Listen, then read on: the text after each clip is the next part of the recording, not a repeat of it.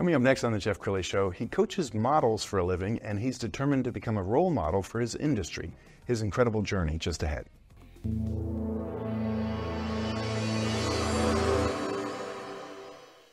Many are predicting that the worst is yet to come, which is unfortunate, said one person here. Until now, they've enjoyed the reputation of being the nation's icebox. Watched a burglar in his home this morning by webcam. As a journalist of over 25 years, stories are what make my world turn. Reporting live from the Dallas newsroom tonight, Jeff Crilley, Fox 4 News. But in 2008, I took the jump from my familiar life and started a PR firm from my home. We're talking about anyone with a camcorder like the one I'm using becomes a television network. We started slowly growing the company, and we now have over 100 clients, and we've branched into the world of live digital broadcasting. I now own 8 different TV studios and have a huge team, and the stories that I now get to share are sometimes the most important of my life. Life has a funny way of coming around full circle. This is the Jeff Crilley Show. Well, there's good news. If you want to break into modeling, you don't have to be a size 0 anymore. That's so 1970s. The modeling industry is changing, and they're looking for regular people. And a lot of that is driven by social media. You just don't trust something that's too glossy and too perfect, do you? To talk about that today, Terrance Stevens. He's my friend. He's a model. He's an actor. And he's a coach. Thank you so much for having me. Absolutely. Well, we met. I gave a speech in Houston about a month ago, and Terrance and I became friends. And he's up here in Dallas every couple of weeks, it seems, to do another modeling shoot. Yeah. So why don't we talk about the state of the industry? I made that statement off the top that they are looking for regular people, aren't they? Exactly. You know, modeling has changed. So now what happens is everyday people are needed. So my goal as an actor, model, coach, and a mentor is to find people who are interested, who have extra time, that will like to be better, you know, get them the jobs, help them book extra jobs. And, you know, you may just need some extra cash. I can show you how. Sure. I love that. And you come from a really good place because you started your modeling career at the age of 7. All right, what was your first gig? What did you do? My first gig was actually walking the runway at the Pasadena Town Square in Pasadena, Texas. For I think it was the back to school fashion show. I love it. And do you remember being hooked as soon as you did that? Was that, okay, this is my jam? I think it was the applause. When you come down and, you know, you're walking as a kid, everybody's like, I was like, oh, the energy. It was just like, yes. It was just, oh, you just wanted it. Okay, so you've had an incredible journey, and you had one setback that we'll talk about in a minute. But okay, from 7 to 21, you're a model, and give me some names. Like, what kind of companies did you work with? Back then, it was Wieners. Yep. I did some of the Kmart. Yep. You know, those are big names. You remember when they had the weekly circulars, you know, when you used to go out to your mailbox and then you would see those circulars in there. Sure. Every every Wednesday, I was in one of those ads. So that's incredible. Did your friends see you? I mean, yeah. It was a lot of it, and people were like, "Oh, that's that dude." You know, especially like when you go to the mall and stuff, and you know, people looking, and you're like, "Oh, I'm shopping." Wow. Well, and like all great movies, the hero, in this case it's you, has a setback. And you had a setback. It was a health setback. We'll talk about that. So when I turned 21, I started suffering from bronchitis, and they basically put me on steroids. And then later I was diagnosed with asthma. So, of course, when we start to take steroids, you start to blow up. So, you know, in the modeling industry back then, you had to be a certain size, you had to be a certain weight, you had to look a certain way, you couldn't gain. And I was blowing up. I was like the Professor Clump. Every time you look around, I was gaining weight. And my agent was like, you have to either lose the weight. And I couldn't because it was medical. What was that like for you mentally? Mentally, it was a relief because actually I got to be who I was. You know, from the time I was 7 to 21, I had to maintain a certain size. I had to watch what I ate. I had to just be this perfect person. And when I started gaining weight and being on steroids, I love fried chicken, fried fish, potato salad. I got to eat. All right, now how did tell us the rest of the story? How did you lose the weight? Because you look amazing. So I had gastric bypass. Okay. So first I had the gastric sleeve, and 3 years later after I had the gastric sleeve back in like 2017, I had complications. So then I had to have a revision for gastric bypass. Mm-hmm. So that's how I lost the weight. And when I did have that surgery, it changed my whole life. My metabolism picked up. Everything changed. Wow. So I was sitting at home. I had just turned 40. And I was like, I took a 40th birthday shoot, just ready to celebrate a high point in your life. Sure. After being big and all this, I lost the weight. I was feeling good about myself. So I did a photo shoot and I said, well, I want to just see if I still got what it takes to be a model. So I sent off my pictures to the modeling agencies just online, because most of them do online submissions. Mm-hmm. And I got responses back within 2 to 3 days. Wow. I mean, almost every agency I, wanted to either meet with me, talk with me. And ultimately I signed with Neil Hamill, who I was originally with prior to me gaining weight. I went back to them.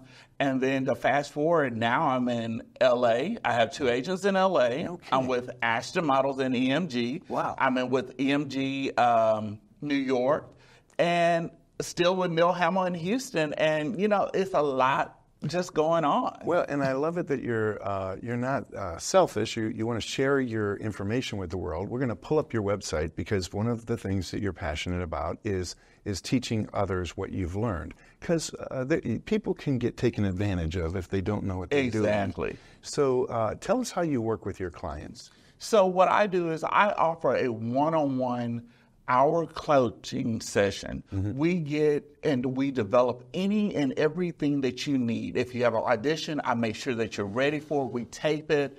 I have 2 young girls that I mentor and coach, and they are booking stuff like wildfire. Wow. But it's the one-on-one.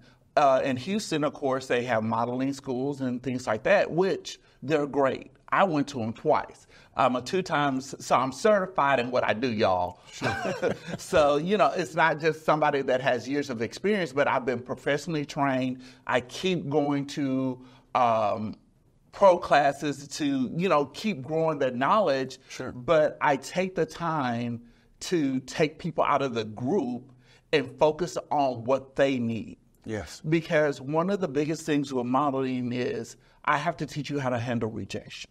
Mm. Because you will get so many no's that it will break you. But I teach you how to do an audition and be like, okay, once it's submitted, that's done. What's next? You have to develop that relationship and that discipline. You can't sit up there worried about the last project. You're looking forward to the next one. And I offer support. My clients can call me 24 hours a day, or text me if they have questions. And I think in this industry, there's a lot of things that people don't know. Sure. So when they don't know, to just have the phone and the access to somebody that you can pick up and call is one of the great things. Sure. Okay, let's take like a recent opportunity you had was with a shoe company. Tell us how you got the job and what your role was in that particular campaign. So I recently did a shoe revamp for a local shoe company. I got it through just being productive, always looking and being proactive. Sure. Even though you have agents have thresholds on jobs that they may take. Right. So you have to be in the right places, making connections, building networking like me and you have. Yep. So, you get those places and then you see if you have what it takes. And then at the end of the day, ultimately the client makes the decision. So basically I applied, the client liked me, and they were looking for, this is an older shoe company, so they were looking for something to bring their brand up to date. Sure. So they were looking for somebody, I believe the job said between 40 and 55. Sure. So I fit it, and we knocked it out of the box. And I know the industry, just like acting, it's kind of a close-knit community where you get a reputation as somebody easy to work with or hard to work with. So when you're coaching your clients, do you talk about personality and how you show up to a job? Oh, most definitely. That is the most important point of any booking. I show up with extra clothes. I show up with makeup. You never know when you get to these sets, especially being a commercial print model. I don't have like the full wardrobe that some people may have. Sure.